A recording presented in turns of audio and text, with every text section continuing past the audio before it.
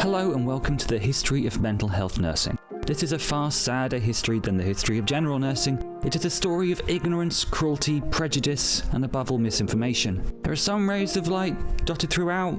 We'll explore how mental health nursing started off as barbaric and ended up legitimate and a well-respected profession. I've upgraded the time machine again. Loki and Ophelia should already be inside.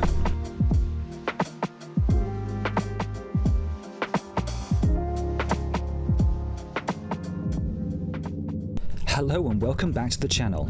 Here's our new and improved time machine in which we will travel through early civilization all the way to the present day. Loki and Ophelia cannot wait to start, so without further ado, let's get started.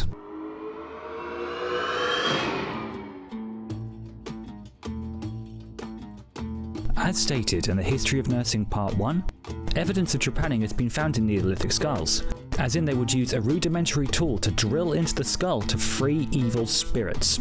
The Hebrews believed that poor mental health was the result of God's wrath, and that purity and good hygiene would prevent mental illness. The most commonly held belief in early civilization was that mental illness was created by demons and rituals had to be performed to exorcise and ward off evil spirits. The two figures that were directly involved in changing societal beliefs towards mental health were Hippocrates and Galen, who both did not believe that the supernatural caused ill health. They believed that the person's own body caused disease. Whilst they were not all the way there in terms of the truth of causality, they believed in the imbalance of the four humours. Blood, phlegm, bile, and black bile was the primary cause of disease. This would have a lasting impact on the treatment for mental health problems in some 1400 years later in the medieval times. Things stayed relatively the same in terms of how the mentally ill were cared for. One thing must be noted before we go to the next part. The terminology used in this video could potentially offend some, as most of the terms, without any historical context, are offensive and outdated. I put a link to a Mind pamphlet on the acceptable terms for people who live with mental health problems. Let's move on. We will now travel hundreds of years into the future. Well, medieval times.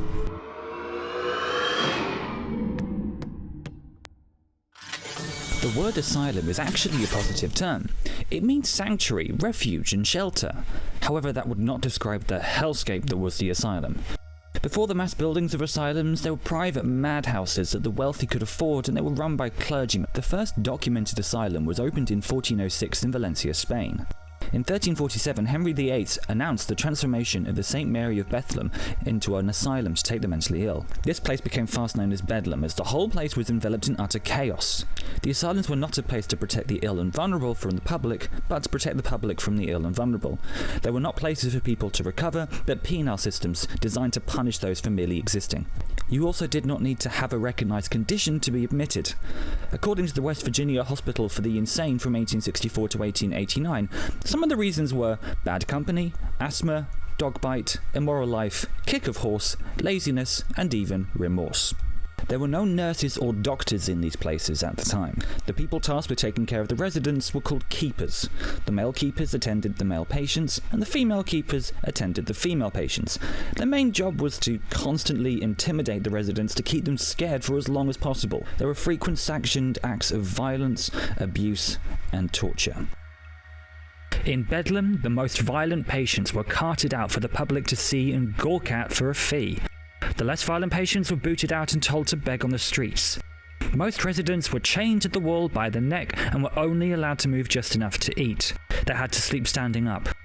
There was frequent bloodletting, and mercury was used to cause excessive salivating, purging out any evil from the body. You can thank Hippocrates for that little trinket. Thousands of unknown inmates lived their whole lives in the asylum system, and when they died, they were given a pauper's funeral and were buried in an arm-marked grave to be forgotten for eternity. There are countless organizations that have tasked themselves with finding the lost identities of these poor people. It must be said that the asylum system was not only damaging to those who were forced in, but it was also damaging to the public as well. People living with conditions like schizophrenia or depression were not exposed to the public unless the public were paying to see them. Some of the harmful stereotypes that still exist about mental health have their origin in this separation. It wasn't until the late 1800s that certain reforms were put in place to change the way people were cared for. Okay, that was a little heavy. Let's travel to the 1700s, where a revolution is about to begin. place close to my heart and just up the road from where I live, the Retreat Hospital was founded in 1792 by William Tuke on the outskirts of York. The Retreat's main aim was to treat the residents as people. William Tuke had a friend named Hannah Mills. A few weeks after her death, he visited the asylum she was committed to and was appalled to see inmates chained up like horses in a stable. Inside the retreat, patients had private rooms and were encouraged to take purposeful tasks. Any acts of violence were forbidden. Moral treatment was the main practice of the retreat. Kindness was encouraged and treatment became vastly more humane. The work of William and Samuel Tuke became famous worldwide and changed how asylums were run. Yes, there were still faults, but the care was vastly better than Bedlam. Communicating with the mentally ill seemed better than trying to subdue them. The retreat, on release of this video, is still up and running as a psychiatric facility, although it is in danger of closing down due to the building not being fit for purpose. Even though the retreat was providing groundbreaking work in psychiatric care, the rest of the UK was not. In 1834, the Poor Law was introduced, which essentially made it a crime to be poor. If you were broke, you were sent to the workhouses to work off your debt. The conditions were dire, and most people spent their entire lives there before the workhouses were abolished completely in 1948. Like I said, the conditions were awful. They were probably worse than prison. Families were torn apart, and the mortality rate was very high due to infectious diseases like smallpox spreading like wildfire. These workhouses had separate rooms for those who were mentally ill. They were supposed to be there for only 14 days until they could have an asylum to go to. This did not usually happen. The people would stay in these buildings for a long time. The ethos of the workhouses was to make it so unbearably bad to be poor that it would act as a deterrent, whereas in reality, most people became poor with not much choice in the matter. That's the end of part 1 of the history of mental health nursing.